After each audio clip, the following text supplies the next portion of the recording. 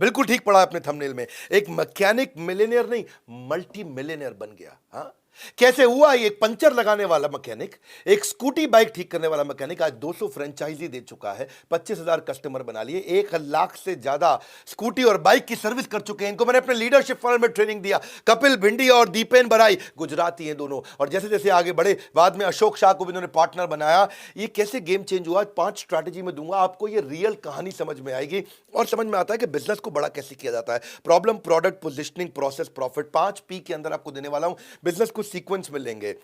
थोड़ा मजाक के लिए शुरुआत करते हैं। एक बार एक मैकेनिक किसी बाइक ठीक कर रहा था। बाइक ठीक करने के बाद कस्टमर आया, बोला 800 रुपया लेबर चार्ज। कस्टमर बोला वही 1 घंटे में 800 रुपया? 1 घंटे की 800 रुपया, इतनी फीस तो मेरी भी नहीं है, मैं तो इंजीनियर हूं। तो मैकेनिक बोला जब मैं इंजीनियर था तो मेरी भी इतनी नहीं थी। हाँ, देखिए आज मैकेनिक खूब पैसा कमा लेता है। कैसे कमाता है मैं आपको बताता हूं। नमस्कार, विवेक बिंद्रा बोल रहा हूं, फाउंडर एंड सीईओ बड़ा बिजनेस.com। गेम चेंजर है मैकेनिक मल्टी मिलियनेयर कैसे बना। किसी भी बिजनेस को सीखने के लिए, किसी भी बिजनेस को शुरू करने के लिए पहला P है प्रॉब्लम। हाँ, और मैकेनिक की इंडस्ट्री के अंदर प्रॉब्लम क्या होती है? Lack of trust. वर्कशॉप में गाड़ी जाना मतलब जेब खाली हो जाना, विश्वास नहीं करते लोग। टाइमिंग, लंबी लंबी लाइन में लगना, देर तक गाड़ी का वेट करना, 2 दिन तक गाड़ी नहीं मिलना। तीसरी, कस्टमर सर्विस तो है ही नहीं। सर्विस तो पता नहीं पीठ पीछे क्या हो रही है, मेरी गाड़ी में क्या किया मुझे पता ही नहीं चलता। तो ये बेसिक प्रॉब्लम्स थी। तो मैं पहले चैप्टर यानी कि प्रॉब्लम के अंदर आपको 15 बातें बताऊंगा कि क्या फ्रॉड होते हैं बाजार में, और उनको देख करके, उन फ्रॉड को पकड़ करके कैप्चर द इनकन्वीनियंस, उन सारी इनकन्वीनियंस को पकड़ करके इस कंपनी को बनाया गया। तो आपके लिए इसमें स्ट्रैटेजी बहुत बढ़िया रहेगी सीखने को।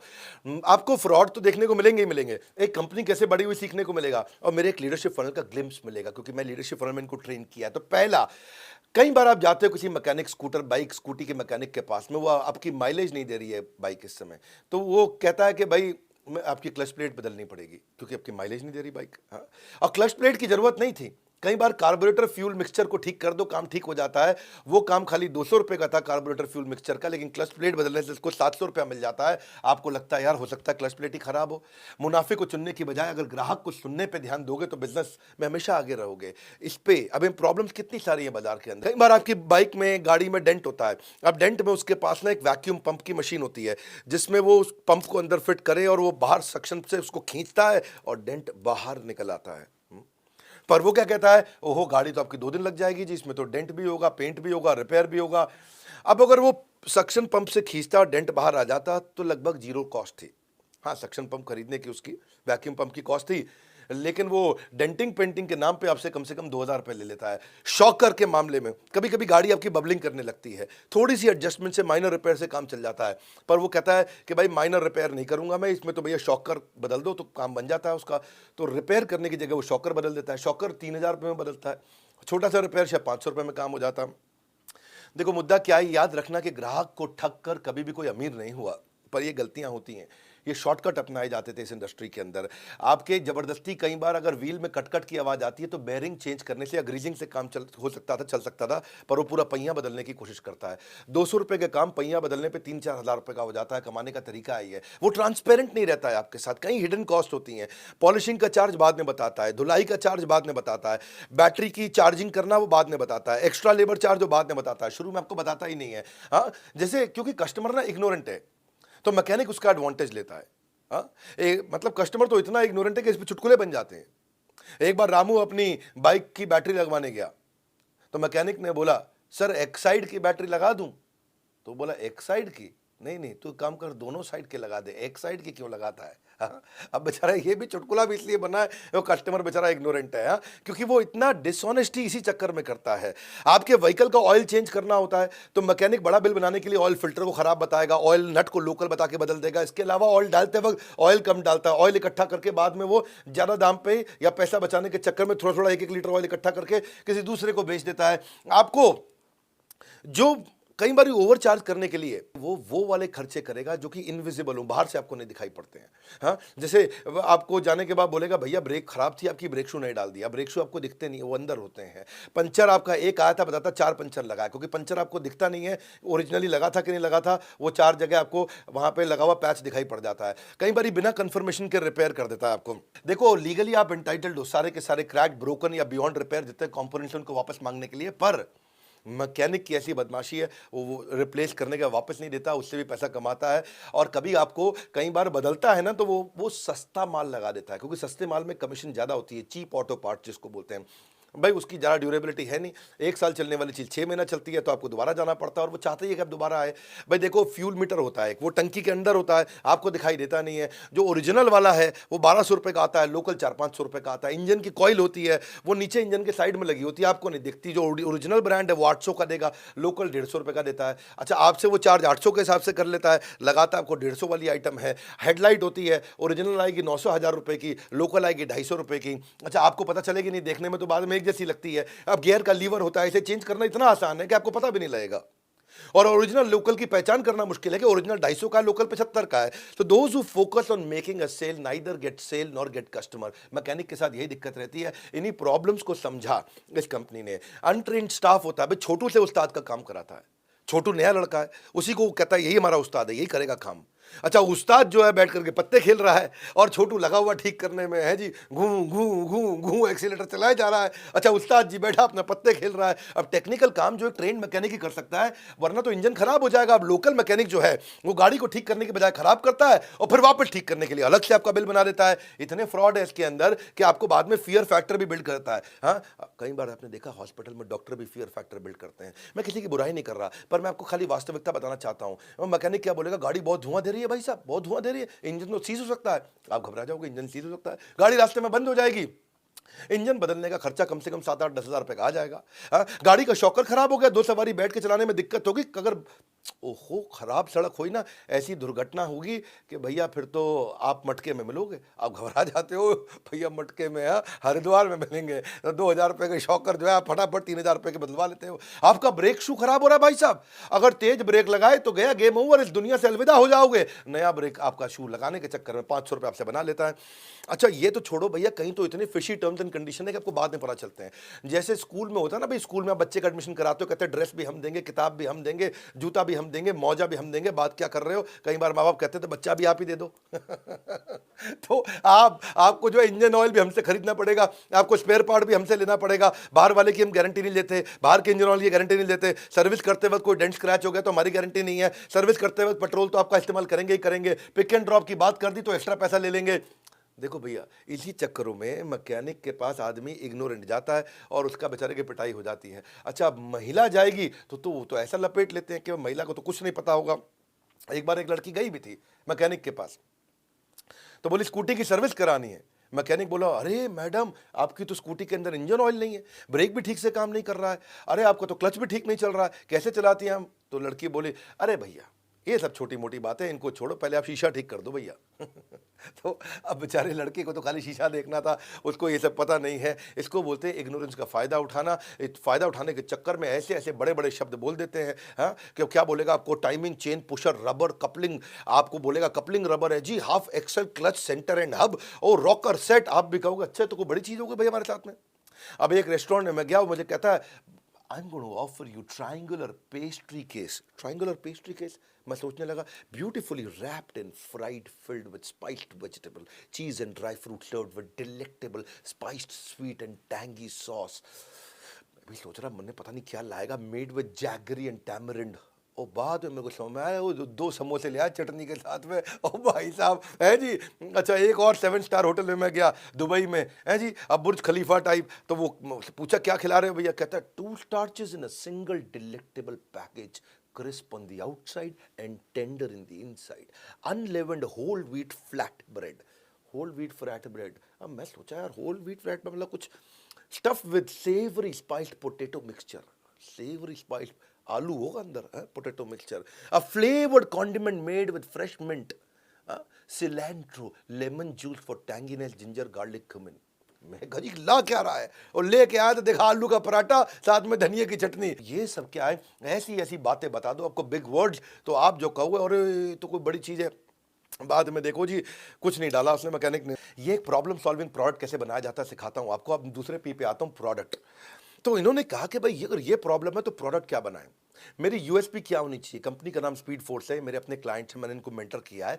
इन्होंने एक प्रोडक्ट बनाने के लिए क्या किया कि नॉन डोमेन का आदमी भी अगर वर्कशॉप खोलना चाहे तो कैसे खोलेगा? उसको standardized tool, equipment, machinery, technology centric उसको बना दूँ, मोबाइल ऐप, ईआरपी सॉफ्टवेयर दे दूँ, genuine top quality spare part हम ही उसको प्रोवाइड कर दें, बैटरी, टायर वगैरह, पिक एंड ड्रॉप फैसिलिटी का सिस्टम ऐसा ला दूँ कि बेचारा कोई भी आए, आपको आने की जरूरत ही ना पड़े, पिक एंड ड्रॉप कर ले और अगर वो अपने घर से भी बैठ करके कैमरा पे, मोबाइल पे देख सकेगा कि भाई मेरी बाइक में डल क्या रहा है सामान।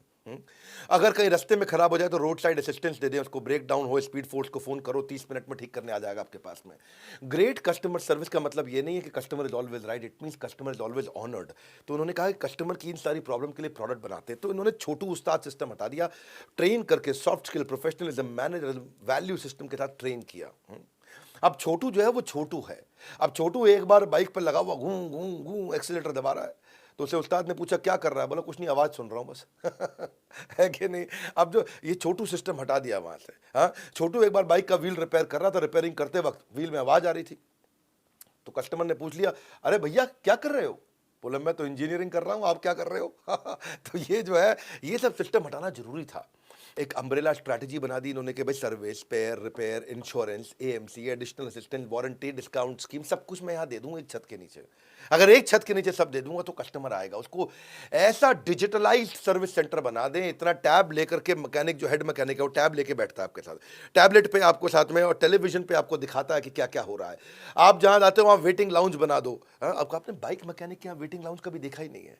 हाँ, तो ये जो है ना, ये आपके ये सब चीज़ें नहीं होती थी गैराज में कि बैटरी, टायर, एसेसरी आपको दूसरी जगह जाना पड़ता था, यही मिल जाए आपको। डिसरप्टिव कस्टमर सर्विस, ये है मेन चीज इनका प्रोडक्ट। हाँ, इनका मेन प्राइम फोकस इसी के अराउंड है कि मैं व्हीकल की क्वालिटी को मेंटेन करूं अच्छी सर्विस देते हुए। अगर आप ग्राहक की सुनेंगे तो ग्राहक आप ही को चुनेंगे, बस यही मुद्दा था। अब प्रोडक्ट बन गया, प्रोडक्ट को बाजार में लेके कैसे जाएं, पोजिशनिंग क्या करें। पोजिशनिंग क्या होता है? प्रोडक्ट जो है फैक्ट्री में बनता है, जो पोजिशनिंग है वो दिल में बनती है। प्रोडक्ट फैक्ट्री में बनता है, ब्रांड दिल में बनता है। तो मैं ऐसी कैसे रिकॉल वैल्यू जनरेट करूं, कस्टमर वापस आए, ब्रांड प्रेफरेंस कैसे क्रिएट करूं। तो तीसरा पी पोजिशनिंग। अब ये मैकेनिक भाई ने क्या किया, पहले आउटलेट से गुजरात में चालू किया, बहुत छोटे से शहर में, जामनगर के पास में, और वहां पर इसने चालू किया। और चालू करने के बाद आज देखो ऐसा पोजीशनिंग क्रिएट कर दिया पूरे गुजरात में, बाद में पूरे देश में पहुंचे कि भाई मेरा ब्रांड प्रॉमिस ये है कि मैं आपको एक्सीलेंट कस्टमर सर्विस देना चाहता हूं। मेन मुद्दा यही है, what do you stand for, what should you be known for, वो किस चीज़ के लिए पहचाना जाना चाहिए। तो अब स्पीड फोर्स 200 आउटलेट खोल दिए, 1000-2000 आउटलेट पर जाने लगे हैं।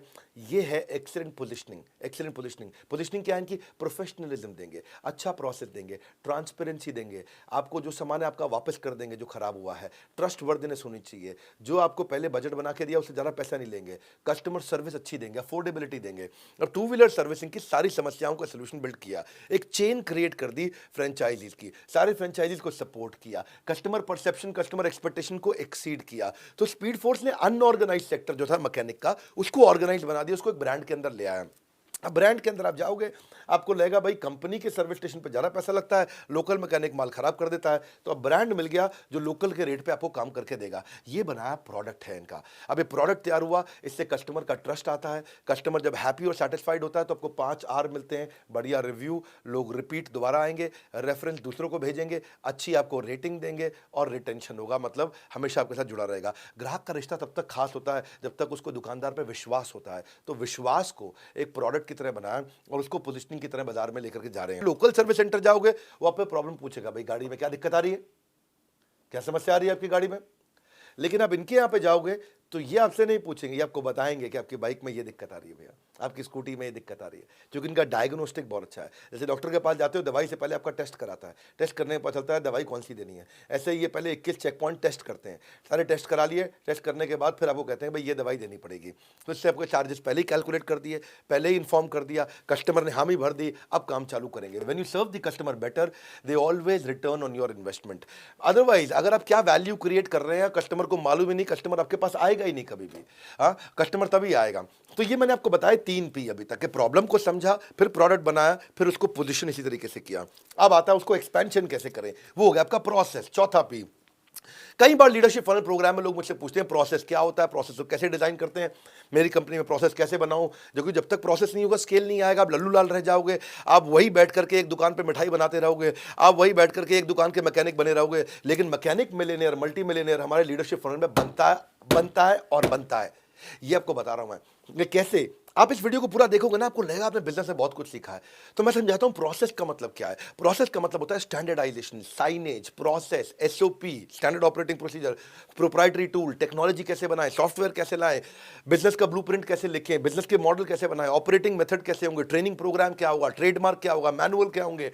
जब ये प्रोसेस आप बना लेते हो और यही कंसिस्टेंट कंज्यूमर एक्सपीरियंस हर टच पॉइंट पे देते हो, हर फ्रेंचाइजी पे यही एक्सपीरियंस मिलने वाला है, हर आउटलेट पे ऐसा एक्सपीरियंस मिलेगा, तो आपको नया आउटलेट खोलना मुश्किल नहीं होता है। तो इन्होंने क्या किया, प्रोसेस में एक्सपेंशन के टाइम जब आया तो 1 से 2-4 फ्रेंचाइजी बनाया और प्रोसेस अच्छा करते गए। 10 फ्रेंचाइजी पे प्रोसेस बहुत अच्छा कर लिया, 25 फ्रेंचाइजी पे प्रोसेस काफ़ी इंप्रूव कर दिया। अब पूरे देश में चले गए, अब हर राज्य में पहुंच गए।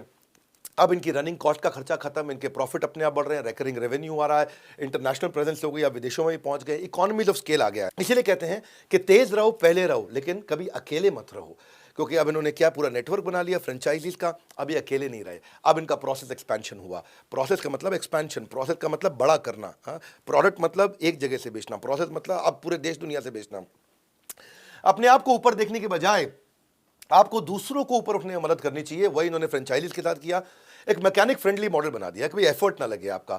12 फ्रेंचाइजी तो इनके महिलाएं चला रही हैं। अब महिला थोड़ी बाइक ठीक करती है, लेकिन 12 फ्रेंचाइजी महिला चला रही है। नॉन सीजनल बिजनेस है ये, सीजन का कोई चक्कर नहीं, सर्दी गर्मी हो बरसात, बाइक ठीक करने की जरूरत पड़ती है, चाहे दिन हो या रात। रिसेशन फ्री हो गया, लॉकडाउन फ्री हो गया, क्योंकि आजकल भी बाइक को रिपेयर करना भी एसेंशियल सर्विस के अंदर आ गया है। आपके कम से कम भी 24 राज्य ऐसे हैं जिसको एसेंशियल सर्विस में मानते हैं कि लॉकडाउन भी हो गया तो भी बाइक ठीक हो रही है वहाँ पे। वॉल्यूम बेस्ड बिजनेस है ये। और आउट ऑफ डोमेन के लोगों को कैसे ला सके भाई, जो कभी मैकेनिक का काम नहीं किया वो भी जुड़ सके। तो इन्होंने 2017 में फ्रेंचाइजी देना शुरू किया और आज आते आते 200 हो गए। इस साल के अंत में 1000 करने की कोशिश कर रहे हैं। साधारण लोग एक साथ मिलकर असाधारण चीज़ें हासिल कर सकते हैं और वही इनका मॉडल है, वो लो कॉस्ट लें और हाई रिटर्न कर दें। तो देखो कैसे आप प्रोसेस तक आते आते एक्सपेंशन होने लगा। जीरो रॉयल्टी का मॉडल बना दिया। मैकेनिक को टेंशन नहीं कि भाई मुझे फ्रेंचाइजी को रॉयल्टी देनी पड़ेगी, एक बार इन्वेस्टमेंट है, उसके बाद रिकरिंग एक्सपेंडिचर नहीं है। अब फ्रेंचाइजी को कैसे बनाना था, अब उसमें सोचने लगे कि भाई कम खर्चे में फ्रेंचाइजी कैसे बनाऊं। तो उन्होंने सोचा कि 400-500 स्क्वायर फीट पे मेरे को वर्कशॉप बन जानी चाहिए। इनिशियल छोटा सा अग्रीमेंट करूंगा, उसकी क्वालिफिकेशन क्या होनी चाहिए, सोचने लगे मैकेनिक है भाई बहुत ज़्यादा क्वालिफिकेशन नहीं चाहिए उसको, उसको भाई बस सर्विस एटीट्यूड होना चाहिए, कॉलेज पढ़े ना पढ़े कोई बात नहीं, पैशन हो उसके अंदर। हाँ, और middle class lower middle class का हो तो और अच्छी बात है। बिजनेस इंटेलिजेंस होना चाहिए, विल होए, स्किल हम सिखा देंगे अपने, बस विल आ जाए उसके अंदर, इच्छा शक्ति होनी चाहिए। तो फ्रेंचाइजी को अब सपोर्ट देने का उन्होंने प्लान किया कि भाई सर्विस ऐसा बनाऊंगा सेंटर के भाई पिज्जा कैफे लगे, ताकि पिज्जा कैफे में लड़कियां जा सकती हैं, मैकेनिक के यहाँ भी लड़कियां आ सकें। तो फुटफॉल कैसे बढ़ाएं, फिर उन्होंने फुटफॉल पे काम किया, टूल्स इक्विपमेंट दिए, ब्रांडिंग मटेरियल बना दिया कि भाई ड्रेस मटेरियल कैसा रहेगा मैकेनिक का। मैकेनिक अपनी वर्दी में रहता है स्पीड फोर्स की, भाई आउटलेट का फ्रंटेज कैसा होगा, उसके इंटरनल ग्राफिक्स कैसे होंगे, आपका फ्रेंचाइजी की ट्रेनिंग कैसे होगी, induction training, quarterly, half yearly, soft skill, on the job. अब ट्रेनिंग किनकी होती है, 3 लोगों की होती है, एक फ्रेंचाइजी की, एक सुपरवाइजर की और एक मैकेनिक की। फिर उसको हैंड होल्डिंग सपोर्ट दिया, भाई 2 साल तक हैंड होल्ड करेंगे और टाइमली विजिट करके आपकी ऑडिट भी करते रहेंगे। अब उसे नया कस्टमर लेके आना, उसको मार्केटिंग कोलैटरल चाहिए, तो कैनोपी बना के देते हैं, लीफलेट देते हैं, प्रमोशनल मटेरियल देते हैं, स्टेशनरी देते हैं, इन्विटेशन कार्ड, जॉब रजिस्टर बनाते हैं, लेटर हेड देते हैं, इनवॉइस काट के कैसे देगा, विजिटिंग कार्ड अपना कैसे देगा। तो यही उन्होंने तैयारी करी फ्रेंचाइजी के लिए। अगर फ्रेंचाइजी की सुनेंगे तो फ्रेंचाइजी आप ही को चुनेंगे। अब आता है 5वां पी, प्रॉफिट। अब प्रॉफिट इनके हर फ्रेंचाइजी को कैसे कमाया जाए, भाई पोटेंशियल है इंडस्ट्री का, देखा कि पोटेंशियल बहुत बड़ा है। इंडिया एक लीडिंग देश बन चुका है, चाइना को पछाड़ दिया उन्होंने बाइक, स्कूटी और मोपेड के मामले में। सब्सटैंशियल ग्रोथ हो रही है 12% इस मार्केट की लगातार पिछले 6 साल से, और और उसमें प्रोफेशनल अप्रोच नहीं है। भाई अगर रोड साइड गैराज होगा तो उससे आप काम करा नहीं सकते, ऑथराइज सर्विस सेंटर से आप कराना नहीं चाहते, क्योंकि रोड साइड गैराज जो होगा वो बाइक भी खराब कर देगा, फालतू पैसा लेगा और काम ठीक नहीं करेगा। ऑथराइज सर्विस सेंटर जाओगे तो आपकी जेब खत्म कर देगा। तो ग्राहक की समस्या और मांग, इसमें ना बदलाव रहता है हमेशा, और इसी से नए व्यवसाय की आवश्यकता पड़ती है। और यही नया व्यवसाय खड़ा हुआ। 5वें पी पे आप समझो कि प्रॉफिट कैसे कमा रहे हैं। हर 3 में से एक घर के अंदर 2 व्हीलर है ही है, और 2 व्हीलर का जो शेयर है वो 75% हो गया है, बाकी सारे व्हीकल्स को मिलाकर के उसका 75% है। और अभी चाहे ऑफिस जाता है, पुलिस वाला है, बैंक जाने वाला है, बिजनेसमैन है, सेल्स बॉय है, इंश्योरेंस एजेंट है, कोई भी है, यंग बच्चा है, गवर्नमेंट एम्प्लॉय है, सबके पास टू व्हीलर रहता ही है। 60 करोड़ टू व्हीलर है हमारे देश के अंदर, और 60 करोड़ टू व्हीलर को साल में 3 बार सर्विस करानी होती है, यानी कि साल में 180 करोड़ सर्विस होनी है। और 300 दिन को डिवाइड कर दें 180 करोड़ से, यानी कि 6 करोड़ सर्विस हर रोज होंगी। अगर 6 करोड़ सर्विस हर रोज होंगी तो फिर इस समय इसका मतलब मार्केट बहुत बड़ी है। अब इसीलिए इनका फ्रेंचाइजी, इनका ग्रोथ, इनका रेवेन्यू 300% बढ़ रहा है, और अब ये इस समय 28 राज्यों में 3 देशों के अंदर पहुंच गए। ये है आपका मॉडल। मैंने आपको 5 P में समझाया कि बिजनेस में अकेला इंसान सिर्फ एक पानी की बूंद के समान है, और पूरी टीम बन जाती है तो वो समुद्र के समान बन जाता है। अब प्रश्न ये उठता था कि भाई फ्रेंचाइजी पैसा कैसे कमाएगा। भाई कुछ फ्रेंचाइजी शुरू में पैसा नहीं कमा पा रहे थे, तो उन्होंने 18 प्रकार की इनकम बना दी फ्रेंचाइजी की। भाई सर्विस से भी ले लो, एसेसरी से कमा लो, स्पेयर से कमा लो, टायर से कमा लो, कोटिंग से, इंश्योरेंस करा लो, लेबर चार्ज ले लो, वारंटी से कमा लो, बैटरी से कमा लो, बैटरी चार्ज करोगे, इलेक्ट्रिक व्हीकल आ रहा है तो उसका भाई सर्विस चार्ज लगा लो, सर्विस फैसिलिटी दे दो, एनुअल मेंटेनेंस कॉन्ट्रैक्ट कर लो। 18 प्रकार की इनकम हो गई, तो आज फ्रेंचाइजी कमाने लगा। कहते हैं कि अगर तुम्हें कहीं जल्दी पहुंचना है तो अकेले जाओ, पर अगर दूर पहुंचना है तो सब एक साथ जाओ। तो सारे के सारे पार्टनर्स के साथ एक साथ आगे बढ़ने लगे। आज स्पीड फोर्स की टीम में 250 साल का एक्सपीरियंस, बड़े बड़े लीडर्स इनके हो गए, इन्होंने बहुत लीडर हायर कर लिए। ये अशोक शाह, कपिल भिंडी और दीपेन बराई, 3 लोगों ने शुरू किया। ये मेरे लीडरशिप फनल के प्रोग्राम से ट्रेंड है, और आने वाले बैच में भी आने वाले हैं। ये 11, 12, 13 को फिर से आएंगे हमारे पास में। फ्राइडे, सैटरडे, संडे 11, 12, 13 मार्च को मैं लीडरशिप फनल का अगला बैच लेके आ रहा हूँ। लीडरशिप फनल एक ऐसा प्रोग्राम है, कई बार बता चुका हूँ, लोग इसकी कसम खाते हैं। इस प्रोग्राम में लोगों की जिंदगी बदल जाती है। भाई एक बात बताता हूँ, थोड़ा बड़ा सोचा है कभी जिंदगी में आपने? एक बात बता दूं आपको मैं, अब तक मैं हजारों बिजनेस को 100 करोड़ से ऊपर लेके जा चुका हूं, और सैकड़ों बिजनेस को 1000 करोड़ से ऊपर लेके जा चुका हूं। दोबारा बोल दूं आपको मैं, आंख में आंख डाल देना मेरी, हजारों बिजनेस को 100 करोड़ से ऊपर लेके जा चुका हूं, और सैकड़ों बिजनेस को 1000 करोड़ से ऊपर लेके जा चुका हूं। ये लीडरशिप फनल की ताकत हमारी। हाँ, और ये हर बार बिगर, बेटर, पावरफुल होता जा रहा है। लेकिन इसमें हमने एक रूल बना लिया है, 299 पार्टिसिपेंट नहीं लेंगे, 301 नहीं लेंगे। 300 सीट है, 300 रहेगी, ना एक कम ना एक ज्यादा।